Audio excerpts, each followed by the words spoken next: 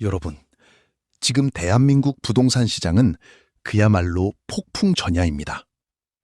겉으로 보기엔 거래량이 줄어들고 조용한 듯 보이지만 그 밑바닥에서는 다주택자와 실거주자 모두의 운명을 가를 거대한 지각 변동이 일어나고 있습니다. 단순히 금리가 높아서 혹은 경기가 안 좋아서가 아닙니다. 정부가 꺼내든 세무와 금융의 3대 대못 규제가 동시에 작동하기 시작했기 때문입니다. 자금줄을 끊고 퇴로를 차단하며 장기 보유의 꿈마저 앗아가는 이 입체적 압박은 우리 자산 시장에 어떤 결과를 가져올까요? 오늘은 5월 9일이라는 운명의 데드라인을 앞두고 시장을 뒤흔드는 세 가지 핵심 정책을 정밀 타격하듯 분석해드립니다. 이 영상을 끝까지 보신다면 여러분이 지금 집을 사야 할지, 팔아야 할지, 혹은 버텨야 할지에 대한 명확한 기준을 세우실 수 있을 겁니다. 첫 번째 정책은 금융의 목줄을 죄는 것입니다. 지난 4월 17일부터 시행된 다주택자 대출 만기 연장 금지 조치입니다. 그동안 수도권 규제 지역 내 아파트를 여러 채 보유한 다주택자들의 주된 생존 전략은 무엇이었을까요? 바로 버티기였습니다. 만기 일시 상환 대출을 활용해 원금은 갚지 않고 매달 이자만 내면서 집값이 오르기를 기다리는 전략이죠. 하지만 이제 이 전략은 원천붕괴되었습니다. 이제 대출 만기가 돌아오면 은행은 더 이상 연장을 해주지 않습니다. 전액 상환하거나 집을 팔아서 갚으라는 최후 통첩을 날리는 셈입니다. 왜 이것이 치명적일까요? 수도권 아파트 한 채당 대출금이 보통 수억 원 단위입니다. 현금 부자가 아닌 이상 당장 이 거액을 마련할 방법은 없습니다. 결국 두 가지 선택지밖에 남지 않습니다. 시세보다 훨씬 저렴한 가격에 던지는 급매물이 되거나 아니면 경매 시장으로 밀려나가는 것입니다. 이미 시장에서는 만기가 임박한 다주택자들의 비명이 들리고 있습니다. 금융이 부동산을 압박할 때 발생하는 강제 매각은 시장 가격을 하락시키는 가장 강력한 트리거가 될 것입니다. 두 번째는 세무의 시간 제한입니다. 오는 5월 9일 다주택자들에게 주어졌던 마지막 탈출구인 양도세 중과 유예가 종료됩니다. 정부는 그동안 시장에 매물이 나오게 하기 위해 다주택자가 집을 팔 때 적용되는 무거운 세금을 한시적으로 깎아주었습니다. 하지만 5월 10일부터는 상황이 완전히 바뀝니다. 기본세율의 20%에서 최고 30%포인트까지 더해지는 세금 폭탄이 부활합니다.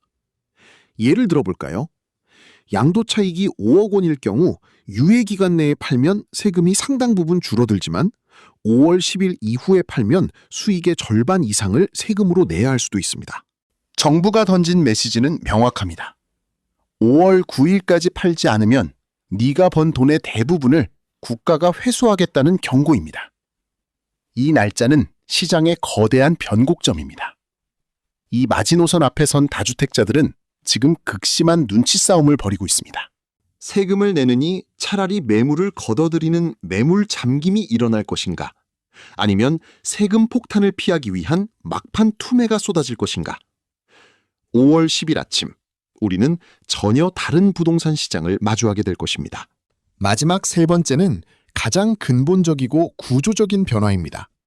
바로 비거주 1주택자 장기보유 특별공제, 장특공제의 단계적 폐지입니다.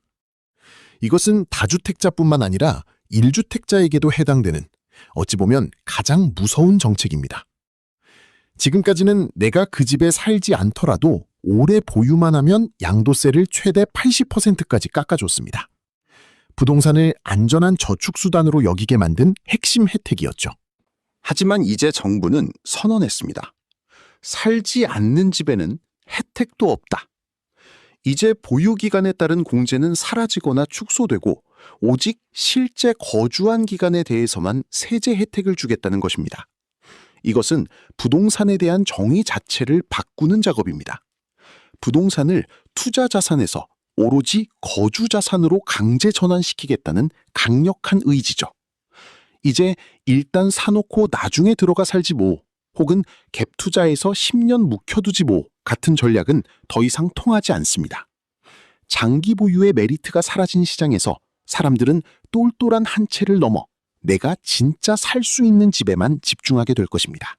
자, 이 세 가지 규제가 한꺼번에 맞물리면 시장에는 어떤 일이 벌어질까요? 전문가들은 두 가지 상반된 시나리오를 우려하고 있습니다.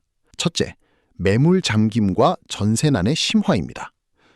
대출 압박에도 불구하고 세금이 무서워 집을 팔지 못하는 사람들이 매물을 거둬들이면 시장에는 물건이 마르게 됩니다. 또한 다주택자가 줄어든다는 것은 곧 민간 전세 공급의 축소를 의미합니다. 이는 전세의 월세화와 임대료 폭등으로 이어져 서민들의 주거비 부담을 가중시킬 수 있습니다. 둘째, 자산 양극화의 심화입니다. 대출 압박을 견디지 못한 영세 다주택자들의 급매물을 역설적으로 현금을 보유한 진짜 부자들이 쓸어 담는 줍줍 현상이 일어날 수 있습니다. 규제가 오히려 자산의 쏠림 현상을 부추기는 아이러니한 상황이죠. 결론을 말씀드리겠습니다. 현재의 3대 규제는 대한민국의 자금 흐름과 공급 구조를 동시에 타격하고 있습니다. 5월 9일을 기점으로 시장의 방향성은 극명해질 것입니다. 매수 예정자라면 급매물을 포착할 기회가 될 수 있고, 세입자라면 전세난에 대비한 플랜 B가 필요합니다. 다주택자라면 이제는 수익률이 아닌 생존의 관점에서 포트폴리오를 재편해야 합니다. 부동산은 더 이상 운에 맡기는 투자가 아닙니다. 정책의 흐름을 읽고 정교하게 대응하는 자만이 살아남는 시대입니다. 오늘 내용이 여러분의 자산을 지키는 나침반이 되었기를 바랍니다. 영상이 도움이 되셨다면 구독과 좋아요 부탁드립니다. 여러분의 댓글은 다음 영상을 만드는 데 힘이 됩니다. 시청해주셔서 감사합니다.